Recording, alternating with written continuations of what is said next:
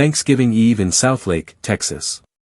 The kind of night that belongs on greeting cards, white string lights wrapped around oak trees, families spilling out of restaurants with takeout bags, kids chasing each other down Main Street while their parents laugh and pretend to scold them. Inside Hollow Creek Grill, the noise was a living thing. Silverware scraping plates. Glasses clinking in toasts. Someone's uncle telling the same joke he told last year, louder this time because of the wine. And in the corner booth, furthest from the door, sat a man who looked like he was carved from stone. Patrick Eric. 73 years old. Net worth somewhere north of $3 billion. Owner of Eric Global Holdings, a name stamped on office towers from Dallas to Denver, on logistics hubs, energy startups, real estate developments that reshaped entire neighborhoods. He owned half of Southlake, if you wanted to get technical about it. But before we dive in, don't just watch, please hit the subscribe button. I'm still fighting my way to our first 1,000 subscribers, and every single click truly keeps this channel alive. And tell me in the comment where in the world you are watching from. Your support inspires us to keep creating more emotional stories of resilience, healing and kindness. Tonight, he couldn't even own his own attention. The glass of iced tea in front of him had stopped sweating an hour ago. He hadn't touched it. Hadn't touched the menu either. The waitress had stopped asking if he was ready to order. She knew. Everyone who worked here knew. Patrick Eric came in alone every Thanksgiving Eve. Ordered nothing. Sat for 2 hours. Left $100 tip on a table he never used. Most people would call that generous. The waitress called it the saddest thing she'd ever seen. Patrick's eyes traced the empty booth across from him. The vinyl seat was cracked in one spot, patched with duct tape that didn't quite match. He'd offered to buy the owner new booths 3 years ago. The owner refused. Character, he'd said. Patrick didn't argue. He understood that some things couldn't be replaced. His wedding ring caught the light as he turned his hand over. White gold.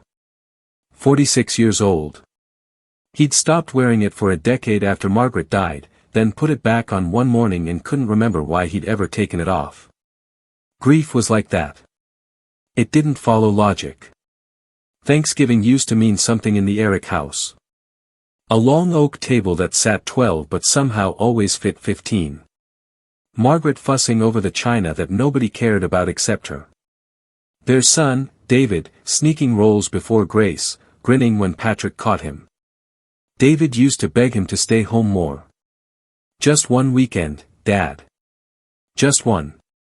Patrick always had a meeting. A merger. A deal that couldn't wait. Except they could have waited. They all could have waited. David died 11 years ago. Drunk driver ran a red light on a Tuesday night while Patrick was in New York closing a merger he couldn't even remember now. The call came at 2 a.m. Patrick was in a hotel room, reviewing contracts. He'd chosen papers over his son's last birthday. Chosen a conference call over his son's college graduation dinner. Chosen everything except the things that mattered. Margaret lasted 2 years after that. The doctors said it was her heart. Patrick knew better. You can die from a broken heart. You just do it slowly, one day at a time, until there's nothing left to break. The house was still there. 23 rooms. 4 fireplaces. A kitchen Margaret redesigned twice because she could never get the lighting right. Patrick hadn't been inside on a holiday in 9 years. The silence there was too loud. So he came here instead. Public spaces. Places where other people's joy could fill the air, even if it couldn't fill him. The door opened. Cold air rushed in, carrying the scent of roasted pecans from the street vendor outside. Patrick didn't look up. He'd trained himself not to. Other people's families weren't his business. But then he heard the voice. Small. Uncertain. The kind of voice that didn't expect good things. Mom, are we really eating here? Patrick's eyes flicked toward the entrance. A woman stood just inside the doorway, one hand gripping the shoulder of a boy who couldn't have been older than 9. She looked like she'd been running on fumes for months, thin jacket that wouldn't stop a strong breeze, jeans with a permanent crease from being folded in a bag too long, shoes that had given up any pretense of being white. But it was her face that got him. Exhausted didn't cover it. This was the kind of tired that sleep wouldn't fix. The kind that came from making impossible choices every single day and knowing tomorrow you'd have to make them again. The boy stared at the restaurant like it was Disneyland. Just tonight, Brandon, the woman said softly. Okay. Just tonight. The hostess approached with a smile that faltered the second she sized them up. Patrick had seen that look before. The mental calculation. The quick assessment. Do you have a reservation? The woman, Nicole, though Patrick didn't know her name yet, shook her head quickly. Too quickly. No, ma'am. We were hoping maybe there was space. We're completely full tonight. The hostess didn't even check the tablet. Thanksgiving Eve is our busiest night. Nicole nodded. Already pulling Brandon back toward the door. Already apologizing for hoping. I understand. Thank you anyway. Brandon looked back over his shoulder at the tables. At the families. At the plates of food steaming under warm lights. His face fell in a way that made Patrick's chest tighten. The boy wasn't crying. That would have been easier. He just looked, resigned. Like he'd learned early that disappointment was the baseline, and anything better was a fluke. Patrick didn't plan what happened next. His mouth opened before his brain caught up. Excuse me. The hostess turned. Yes, Mr. Eric. They can take my table. The restaurant didn't go quiet, that only happens in movies, but the nearest tables noticed. Heads turned. Nicole froze. Oh no. We couldn't possibly. I insist. Patrick stood, slower than he used to. His knees didn't appreciate sudden movements anymore. I was just finishing up anyway. That was a lie. But it was the first honest thing he'd done all night. Nicole's eyes were shining. Not quite tears, but close. The kind of shine that came from pride taking a beating. That's very kind, but... Mom. Brandon tugged her sleeve. He's leaving anyway. The boy looked at Patrick with the kind of directness only kids can manage. No suspicion. No agenda. Just curiosity. Are you sure, mister? Patrick nodded. Happy Thanksgiving, kid. He reached for his coat on the hook beside the booth. And then Brandon said the thing that changed everything. You don't have to leave. You can sit with us. The words landed like a brick through a window. Patrick's hand stopped halfway to his coat. He turned slowly. Nicole looked mortified. Brandon, you can't just. Why not? Brandon asked. Nobody should eat alone on Thanksgiving. Out of the mouths of children. Patrick stood there, 73 years old, $3 billion to his name, holder of more power than most people would see in 10 lifetimes. And he had absolutely no idea what to say. Because when was the last time someone had wanted his company? Not his money. Not his signature. Not his influence. Just, him. I don't want to intrude, Patrick said quietly. You're not. Brandon smiled. It was the kind of smile that didn't know about tax brackets or board meetings or the weight of empires. You're invited. Nicole opened her mouth to protest again, but something stopped her. Maybe it was the way Patrick was looking at her son. Or maybe it was the way Patrick was looking at the empty booth behind him. Like a man staring at a grave. It's okay, Patrick said, more to himself than to them. I don't mind. The hostess seated them. Patrick slid into one side of the booth. Nicole and Brandon took the other. And just like that, the loneliest man in Southlake, Texas found himself sharing Thanksgiving Eve dinner with two people whose names he didn't even know yet. But here's the thing about loneliness. It doesn't care how much money you have. And sometimes, the people who save you are the ones who need saving most. Before we go further, I need to ask you something. Have you ever been surrounded by people and still felt completely invisible? Like you could disappear and nobody would notice until they needed something from you? That feeling, that hollow ache Patrick's carrying, it's more common than we admit. If this story is hitting something in you, don't just watch. Subscribe. Because the lessons buried in these next few minutes might be the ones you need most. And I promise you, what happens next will make you rethink everything you thought you knew about success, family, and what it really means to be rich. The menus sat untouched for a full 30 seconds.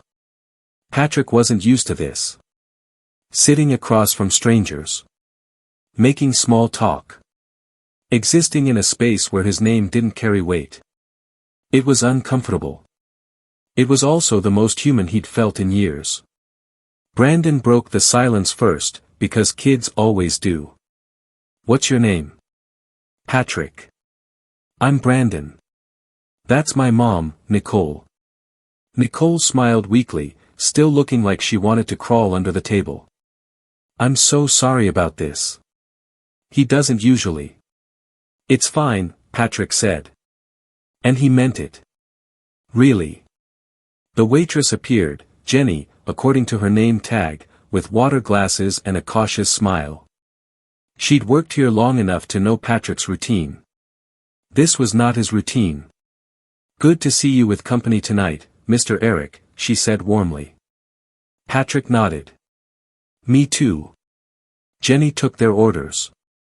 Brandon got a cheeseburger and fries, eyes wide like he couldn't believe his luck. Nicole ordered the cheapest thing on the menu, a cup of soup and a side salad.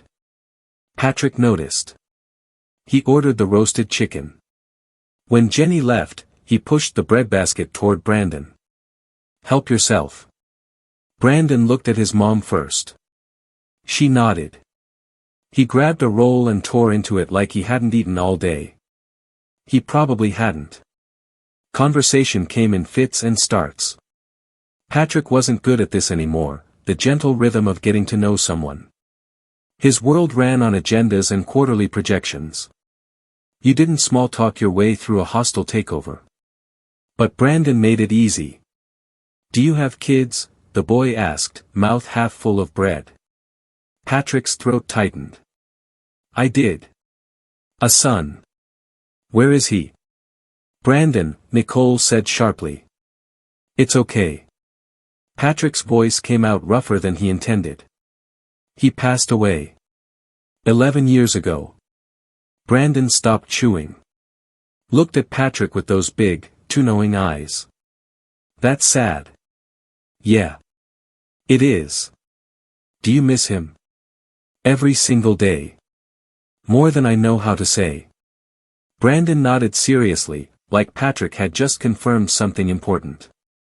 Then he went back to his role. Kids had that ability. To sit with grief for exactly as long as it needed, then move on without pretending it didn't exist. Adults could learn from that. Nicole spoke up, quieter now. I'm sorry for your loss. Thank you.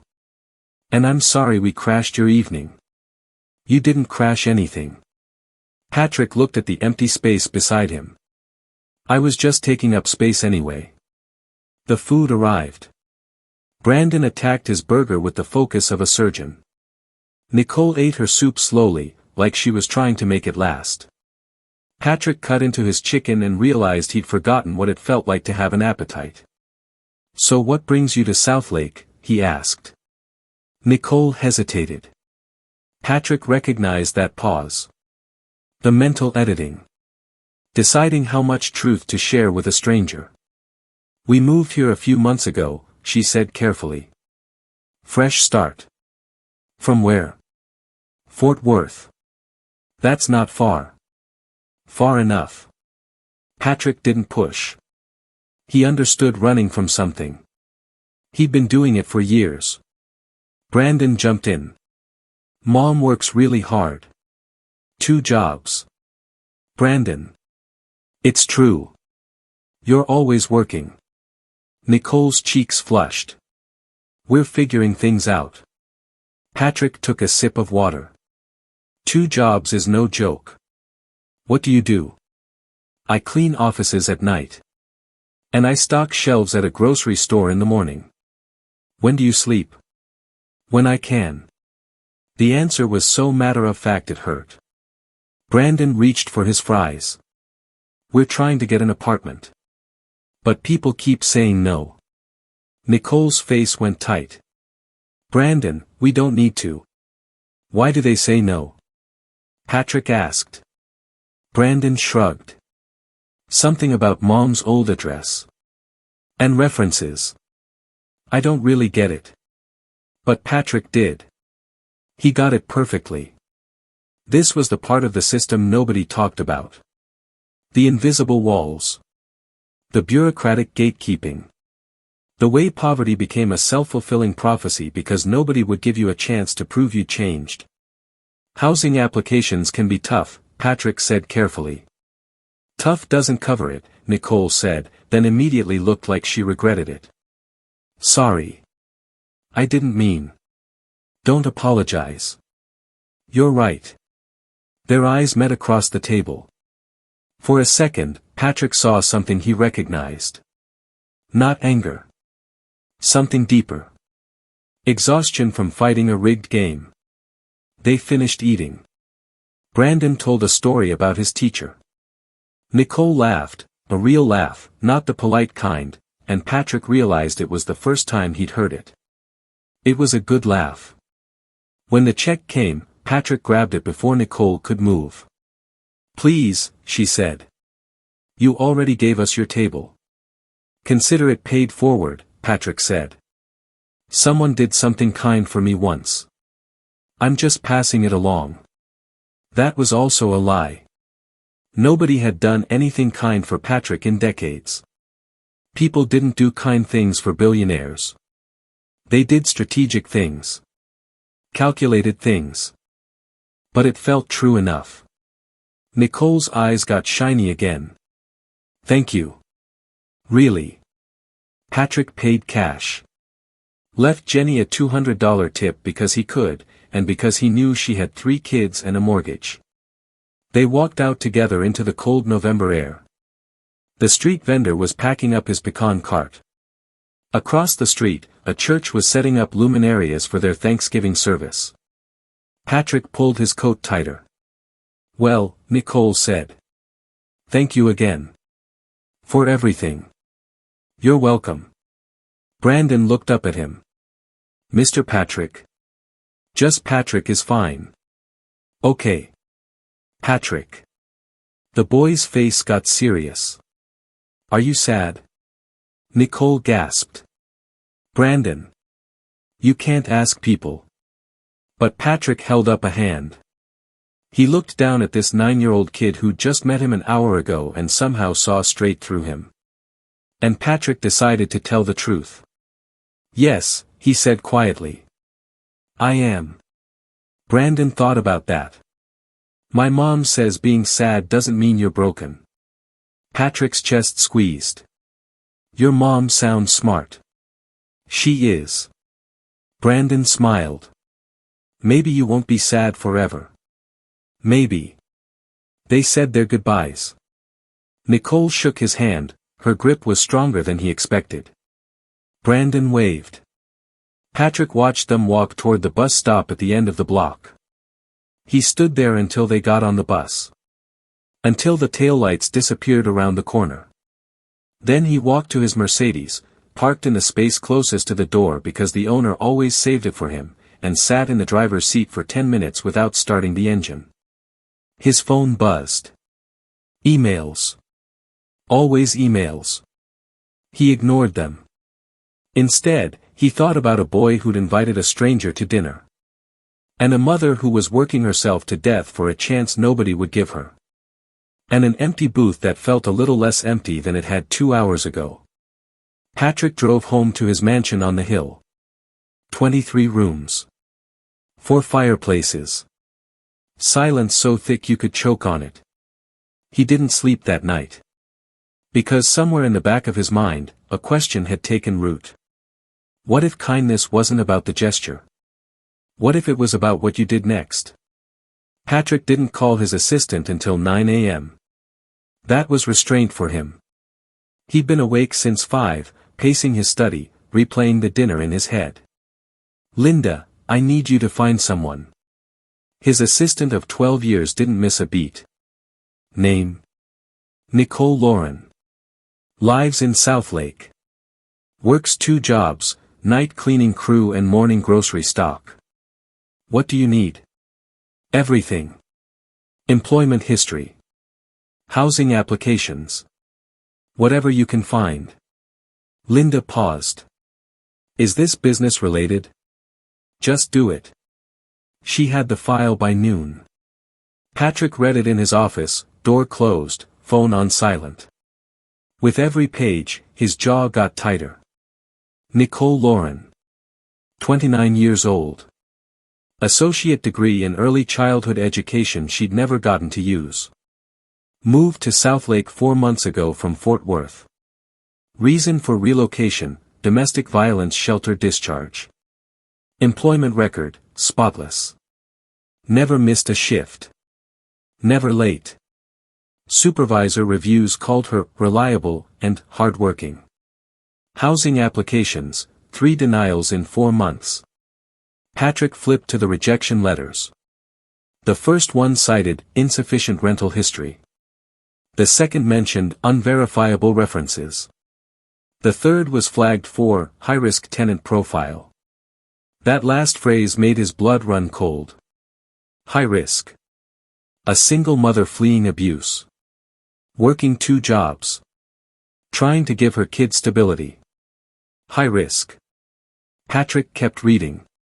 The third property, the one that labeled her high risk, had a familiar name at the bottom of the letterhead. Eric Global Holdings. His company. His property management division had rejected her. Patrick stared at the letter until the words blurred.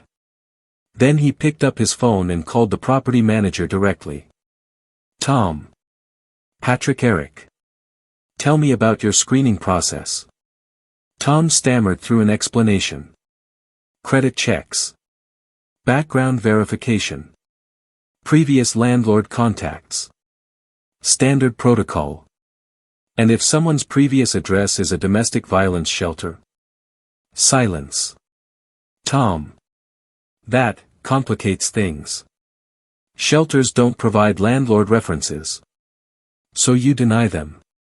We have to protect our investment. Patrick hung up. He sat there for 5 minutes, hands pressed against his desk, breathing through his nose. Protection. Investment. Risk assessment. Corporate language for, we don't help people who've already been hurt. His chest felt tight. Not painful. Not yet. Just, wrong. Patrick pulled up his calendar. Cancelled his afternoon meetings. Called an emergency board session for 5 o'clock. What's the agenda? His CFO asked. You'll find out when you get here. The boardroom went silent when Patrick laid out his proposal. A transitional housing program. Subsidized rent for 6 months. Fair screening practices that didn't penalize domestic violence survivors. Childcare support. Job placement assistance. Starting budget, $5 million. His CFO spoke first. With respect, Patrick, this isn't our business model. Then we're changing the model. Shareholders won't support. I don't care. The room shifted. People exchanged glances. His chief legal counsel cleared her throat. This sets a precedent. Opens us to. To what? Helping people. To risk we can't quantify. Patrick leaned forward. I've spent 50 years quantifying risk. Building portfolios. Maximizing returns. And you know what I have to show for it. An empty house and a son I ignored until it was too late. Nobody spoke. We're doing this, Patrick said. With or without your support. His CFO stood. Then I'm afraid I'll need to recommend to the board that we reconsider your position as. Are you threatening me? I'm protecting this company. Patrick smiled. It wasn't a kind smile. Good luck with that. The meeting ended badly. 3 executives walked out. The CFO promised further discussions. Patrick drove home alone. At 11 p.m., sitting in his study with a glass of scotch he wasn't drinking, the tightness in his chest became pain. Real pain. Shooting down his left arm. Pressure like a vice. Patrick reached for his phone. Dialed 911. And passed out before he could tell them his address. The housekeeper found him 20 minutes later. By the time the ambulance arrived, Patrick Eric had made a decision. If he survived this, he was done playing it safe. Patrick woke up to beeping machines and fluorescent lights. A cardiologist he'd never met stood beside his bed, reading a chart with the expression doctors reserve for bad news they've delivered 100 times. Mr. Eric. Welcome back. Patrick's throat felt like sandpaper. What happened? Mild cardiac episode. You're stable now, but we need to talk. The doctor pulled up a chair. Spoke in that calm, clinical tone that somehow made everything sound worse. Your stress levels are dangerously high. Blood pressure through the roof. You're 73, not 30. Your body can't sustain this pace. I'm fine. You're not. And the next episode might not be mild. The doctor leaned forward. I'm recommending you step back from work. Significant reduction in responsibilities. Possibly retirement. Patrick stared at the ceiling tiles. Counted them. 27. That's not an option. Then I can't help you. The doctor left. Patrick's phone buzzed on the side table. 43 missed calls. 68 emails. His assistant had released a statement, Mr. Eric is recovering from exhaustion and will return shortly. Exhaustion. Corporate code 4, something's wrong but we're pretending it isn't. Patrick checked himself out against medical advice the next morning. His driver took him straight to the office. The boardroom felt different when he walked in. Colder. More hostile. His CFO, Marcus, stood at the head of the table where Patrick usually sat. Glad you're feeling better, Marcus said. It didn't sound glad. Let's get to it, Patrick said, taking his seat. The housing program is being tabled indefinitely. Patrick's hand stopped halfway to his water glass. Excuse me. The board met yesterday. We voted. 7-2. The program doesn't align with company priorities. I didn't authorize a vote. You were incapacitated. We had to move forward. Patrick looked around the table. Some people met his eyes. Most didn't. Who voted against? His legal counsel raised her hand. So did the VP of Operations, a woman Patrick had personally promoted 3 years ago. Everyone else had sided with Marcus. This is my company, Patrick said quietly. Actually, Marcus slid a folder across the table, it's a publicly traded company. You're the CEO. But you answer to shareholders. And shareholders want returns, not charity projects. Patrick opened the folder. Financial projections. Risk assessments. Media analysis showing negative press about Eric's breakdown. And at the bottom, a formal recommendation for his resignation. You're pushing me out. We're suggesting a transition. For your health. For my health. Marcus nodded. Another episode could be fatal. We're concerned. You're concerned about stock prices. That's our job. Patrick closed the folder slowly. The program moves forward. It doesn't. Then fire me. The room went still. Marcus smiled. Not warmly. We'd rather not. But if you continue to prioritize personal projects over fiduciary responsibility, we may not have a choice. Personal projects. That's what we're calling basic human decency now. We're calling it what it is. An emotional decision made after a chance encounter.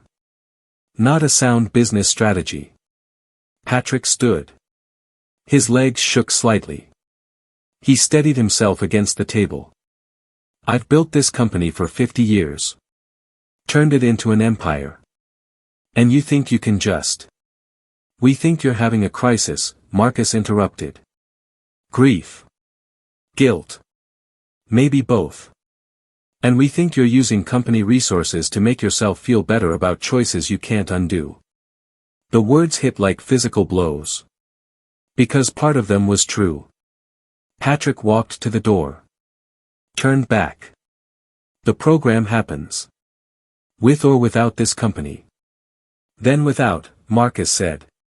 Because if you fight us on this, Patrick, we'll remove you. And that housing program? We'll make sure it dies with your tenure. Patrick left without another word. In the parking garage, sitting in his car, he called Linda. Find Nicole Lauren's current address. Sir. Do it. Now. His hands were shaking. Not from fear. From rage. The South Lake Motor Lodge wasn't the worst place Nicole had stayed. But it was close. Patrick pulled into the parking lot at dusk, his Mercedes looking obscene next to the rusted pickups and dented sedans. Room 117. Ground floor. Curtains that didn't quite close. He sat in his car for a full minute, questioning everything. Then he knocked. Nicole opened the door halfway, eyes going wide. Mr. Eric? Patrick. Please. She didn't invite him in. Just stood there, blocking the doorway like she was protecting something. How did you? I'm sorry. I should have called first. Patrick took a step back. I needed to talk to you. About what? Before he could answer, Brandon appeared behind her. Patrick. The boy's face lit up. Mom, it's the guy from the restaurant. Nicole's expression softened slightly. She opened the door wider. The room was small. 2 double beds with thin comforters. A table with one wobbly leg. Brandon's homework spread across it, sheets covered in careful handwriting. No kitchen. No space. Barely enough room to breathe. This was what $50 a night bought you. I can't stay long, Nicole said quickly. I have a shift in an hour. Patrick nodded. I'll be quick. Brandon sat on the bed, watching them with open curiosity. Patrick chose his words carefully. After we met, I looked into your housing applications. Nicole's face went hard. You what? I know. I'm sorry. But I needed to understand why someone working as hard as you couldn't catch a break. That's none of your business. You're right. It's not. Patrick pulled out a folder. But I found something you should know. He handed it to her. Nicole read the rejection letter. Her hand started shaking when she reached the bottom. Your company rejected me? My property management division. Yes. She looked up at him, eyes blazing. And you came here to what? Apologize? Make yourself feel better? No. I came to fix it. I don't need fixing. That's not what I meant. I know exactly what you meant. Nicole threw the folder on the table. Rich man feels guilty. Decides to play savior. Throw some money at the poor people and call it redemption. Brandon stood up. Mom. Not now, Brandon. But Patrick understood. He'd earned this anger. You're right, he said quietly. I'm trying to fix something I broke. Not just your application. The whole system. I proposed a program, transitional housing, fair screening, support services. For people like you. People like me. Single parents. People rebuilding. People the system keeps punishing for surviving. Nicole crossed her arms. And what did your board say? Patrick hesitated. They rejected it. Of course they did. But I'm not stopping. Why not? They're your board. Because, Patrick's voice caught. Because I spent my son's entire life choosing work over him. Choosing deals over dinner. Choosing everything except what mattered. And when he died, I told myself it was too late to change. The room went quiet. But meeting you and Brandon, I realized something. It's not too late. Not for this. Not if I actually try. Nicole's eyes filled with tears. Angry ones. I don't want to be your redemption project. You're not. Then what am I? Patrick looked at Brandon, then back at her. The person who reminded me what I lost. And what I could still save. Brandon spoke up softly. Mom. He's trying. Nicole wiped her eyes roughly. Trying isn't enough. Maybe not, Patrick admitted. But it's a start. She stared at him for a long moment. Then sat down at the wobbly table. What exactly are you proposing? Patrick laid it out. Housing program. Funded personally, not through Eric Global. Proper screening that didn't punish survivors. Support systems. Second chances. Nicole listened without interrupting. When he finished, she asked one question. Why should I trust you? Patrick didn't have a good answer. So he told the truth. Because I'm going to lose everything fighting for this. My company. My reputation. Maybe my health. And I'm doing it anyway. Nicole studied his face. You're serious? Yes. They'll destroy you. Probably. She looked at Brandon. Then back at Patrick. Okay. Patrick blinked. Okay. I'll trust you. But if you're doing this, do it right. Not just for me. For everyone. Patrick felt something shift in his chest. Not pain this time. Purpose. Deal. Brandon grinned. Does this mean we're a team? Nicole laughed, surprised and genuine. Yeah, kid. I guess it does. Patrick left the motor lodge 20 minutes later. His phone was already ringing. Marcus. Again. This time, Patrick answered. I'm not resigning. Then we'll force you out. Try. He hung up. And for the first time in 11 years, Patrick Eric smiled like he meant it. Would you burn your entire legacy to save someone else's future? Most people say yes when it costs nothing. Patrick's about to find out what it costs when everything's on the line. If you're still here, you're in this with us. Subscribe, because the next chapter is where everything falls apart before it gets better. And you'll want to see how far one choice can ripple. The shareholder meeting was scheduled for 2 p.m. on a Tuesday. Patrick arrived early. Prepared for war. The conference room filled with suits and calculated smiles. Investors who'd made fortunes off his decisions. Board members who suddenly had opinions about his mental state. Marcus sat at the front, already controlling the room. Patrick took his seat without a word. Gentlemen. Ladies. Marcus opened a presentation. We're here to discuss the future of Eric Global Holdings. First slide, Patrick's proposal. Housing program. $5 million initial investment. Second slide, concerns. The list was long. Profitability questions. Precedent risks. Mission creep. PR vulnerabilities. Third slide, stock price projections with and without the program. The without looked better. This isn't about helping people, Marcus said smoothly. It's about protecting shareholder value. Patrick waited. Let Marcus finish his performance. Then he stood. Show the next slide. Marcus hesitated. There isn't. Show it. Linda, sitting in the back, pulled up the presentation Patrick had sent her that morning.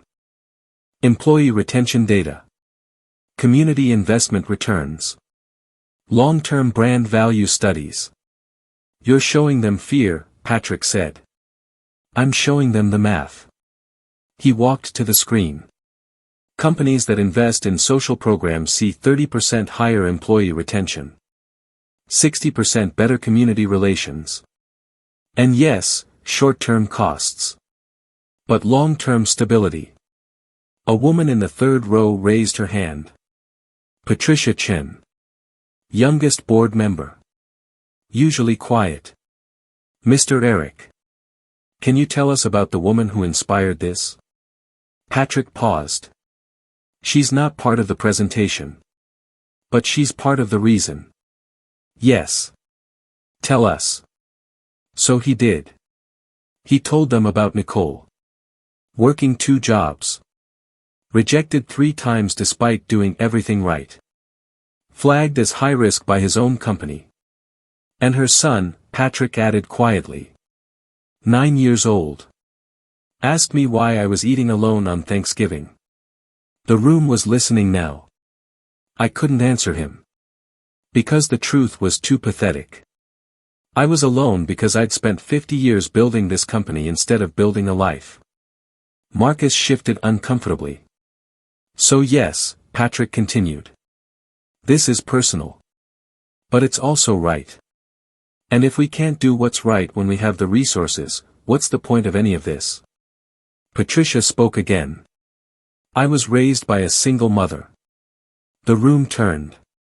She worked 3 jobs. Got rejected from housing all over San Francisco. We lived in a shelter for 8 months. Patricia's voice didn't waver. One landlord finally took a chance. Changed everything. She looked directly at Marcus. I vote yes on the program. Marcus's jaw tightened. That's anecdotal. So are your fear projections. 2 other board members nodded. The vote was called. Patrick won. 7-5. The room erupted. Marcus's faction walked out. 3 senior executives submitted resignations within the hour. The stock dropped 2% by closing bell. News outlets picked up the story by evening. Billionaire's breakdown continues. Eric Global's risky bet. CEO chooses charity over shareholders. Patrick read the headlines in his office. His phone rang. Nicole. I saw the news. Are you okay? I won. It doesn't look like winning. Patrick laughed. Actually laughed. It will. That night, 3 more executives resigned. Patrick's lawyer called. They're building a case to remove you. Let them try. Because for the first time in his life, Patrick Eric wasn't fighting for an empire. He was fighting for something that mattered. And he wasn't fighting alone. Nicole called Patrick at midnight. I can't do this. Patrick was still awake.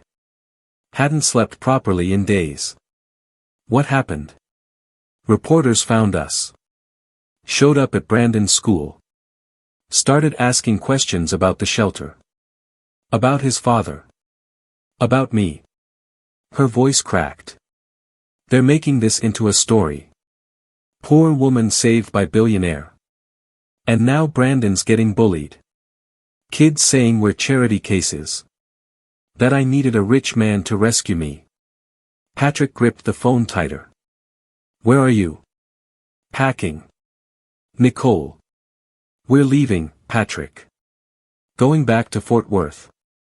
I can't let my son suffer because I took help from you. Don't. I have to. Please. Just wait. I'm coming over. He drove to the motor lodge, breaking every speed limit. Nicole was loading trash bags into her car when he arrived.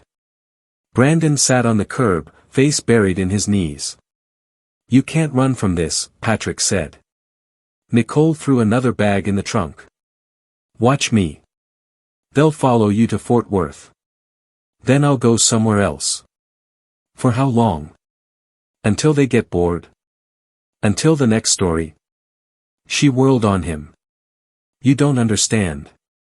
I've spent years trying to prove I'm not a victim. Not broken. Not someone who needs saving. And now the whole world is watching me be exactly that. That's not what this is. Then what is it? Patrick looked at Brandon. The boy hadn't moved. It's two people helping each other. I'm not helping you. Yes, you are. Patrick's voice rose. You reminded me what I lost. What I threw away. You and Brandon showed me there's still time to be something other than empty. Nicole's eyes filled. That's not my job. No. But you did it anyway. Brandon finally looked up. His face was red, eyes swollen. Mom. I don't want to leave. Baby. I like my school. I like our room. I like that we're not moving every month. His voice broke. I don't care what those kids say. Brandon. You taught me brave doesn't mean not scared. Brandon stood up. You said it every night when I was little and Dad was yelling.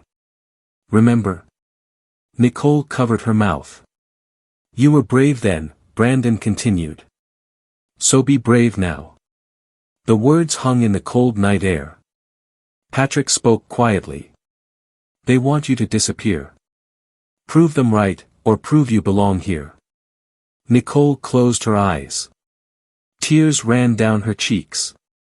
When she opened them again, something had shifted. If we stay, this doesn't stop. The attention. The judgment. No, Patrick agreed. It probably gets worse before it gets better. And you're still fighting your board. Every day. Nicole looked at her car. At the packed bags. At her son standing there with more courage than most adults ever found. Then she started unpacking. Okay. Okay. We stay. We fight. She met Patrick's eyes. But we do it together. No more hero and victim. Partners. Patrick nodded. Partners. Brandon wiped his face and smiled. Can we get pancakes tomorrow? Despite everything, they laughed. The next morning, Patrick held a press conference. He stood beside Nicole. Brandon between them. And he told the truth. Not a sanitized version. The real story. His failures. His regrets. His son who died while Patrick was choosing business over family. I'm not saving anyone, Patrick said into the cameras. I'm trying to save myself. And Nicole's giving me that chance. The room erupted with questions. Patrick ignored them all. He'd said what mattered. The rest was noise. 3 months later, things were different. Not perfect. But different. Nicole moved into a real apartment. 2 bedrooms. A kitchen with a working stove. Windows that actually opened. Brandon had his own room for the first time in 2 years. She started a new job, administrative assistant at a nonprofit. Daytime hours. Benefits. A desk with her name on it. Patrick stepped down as CEO. Not forced out. His choice. Marcus could have the title. Patrick had better things to do. The housing program launched quietly. 12 families in the first wave. Nicole became a consultant, helping design the application process from the inside. Don't ask about credit scores, she told the committee. Ask about consistency. Work history. References from employers, not landlords. They listened. Brandon thrived at school. Made friends. Joined the chess club. Stopped flinching when someone raised their voice. Patrick visited twice a week. Usually brought dinner. Never announced it. Just showed up. They'd become something unusual. Not quite family. Not quite friends. Something in between that didn't have a name. Christmas Eve arrived cold and clear. Patrick received an invitation in the mail. Handwritten in Brandon's careful print. Christmas dinner at our place. You have to come. No excuses. B. Patrick arrived at 6 with a store-bought pie and a bottle of sparkling cider. Nicole opened the door wearing an apron covered in flour. You actually came. You doubted? A little. Brandon appeared, pulling Patrick inside. We made too much food. Mom always does that. The apartment smelled like roasted chicken and cinnamon. A small tree stood in the corner, decorated with paper ornaments Brandon had made. They ate at Nicole's thrift store table. Mismatched plates. Cloth napkins she'd bought on sale. It was the best meal Patrick had eaten in years. After dinner, Brandon handed him a folded piece of paper. I made you something. Patrick unfolded it carefully. A crayon drawing. 3 stick figures sitting at a table. One tall with gray hair. One with long dark hair. One small with a big smile. Above them, in careful letters, family. Patrick's throat closed. You like it? Brandon asked. Patrick couldn't speak. Just nodded. Nicole touched his arm gently. You okay? He wiped his eyes. Yeah. Better than okay. Later, washing dishes while Nicole put Brandon to bed, Patrick's phone buzzed. His daughter-in-law. The one who'd stopped speaking to him after David died. The text was short, heard what you've been doing.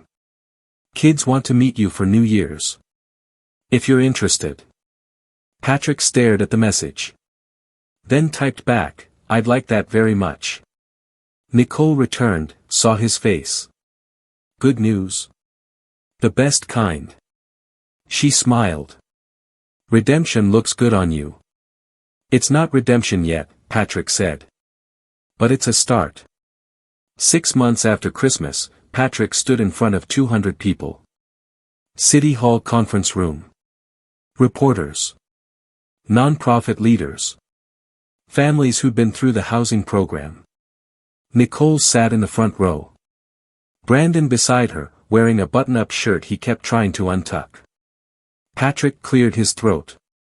50 years ago, I started a company with one goal, build an empire. And I did. Towers with my name on them. Developments across 3 states. More money than I could spend in 10 lifetimes. He paused. But I failed at everything that mattered. I lost my son because I chose boardrooms over birthdays. Lost my wife because grief is easier to carry alone than together. And I was losing myself, one empty holiday at a time. The room was silent. Then a 9-year-old boy asked me why I was eating alone on Thanksgiving. And I didn't have a good answer. Patrick looked at Brandon, who waved. So I'm here to announce the Second Chances Initiative. Fully funded. Permanent.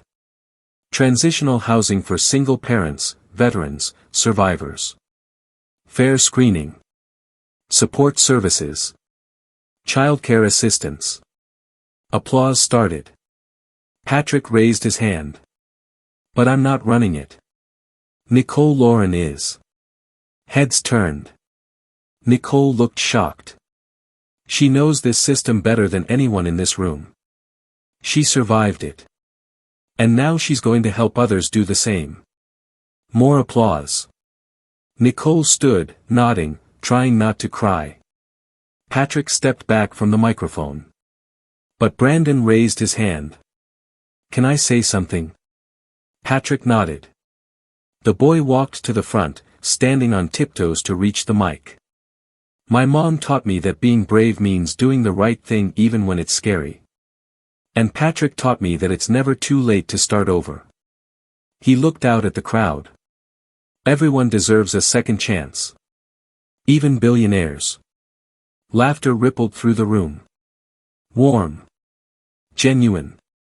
Patrick's eyes burned. 1 year later. Thanksgiving Eve. Patrick walked into Hollow Creek Grill with Nicole, Brandon, and his grandchildren, 2 teenagers who'd finally agreed to give him a chance. The hostess smiled. Your usual table, Mr. Eric. Actually, Patrick said, we'll need something bigger. They settled into a corner booth. Too crowded. Too loud. Perfect. Brandon nudged Patrick. There's a lady over there. By herself. Patrick followed his gaze. Young woman. Alone. Staring at her phone like she was trying to disappear. Should we invite her? Brandon asked. Patrick looked at Nicole. She smiled. Yeah, Patrick said. We should. Brandon jumped up, walked over. Excuse me, miss. You want to sit with us? Nobody should eat alone on Thanksgiving. The woman looked surprised. Then grateful. Really? Really? She followed Brandon back. Patrick made room.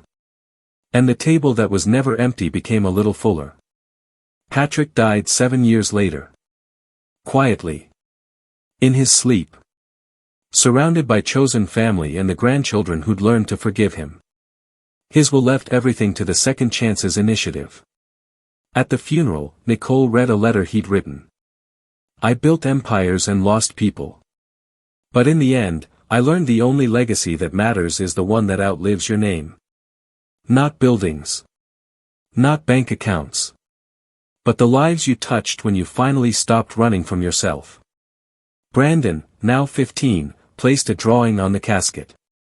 The same one from years ago. 3 stick figures at a table. Family. So here's my question for you, and I want you to really think about it. When your time comes, what do you want people to remember? The things you built, or the people you showed up for? The wealth you accumulated, or the lives you changed? Patrick spent 50 years chasing the wrong things. But he spent his last years making it count. It's not about how you start. It's about whether you have the guts to change course. Drop your answer below. These conversations matter more than you know. And if this story made you feel something, anything, subscribe. Because the lessons we need most are often hidden in the stories we almost scrolled past.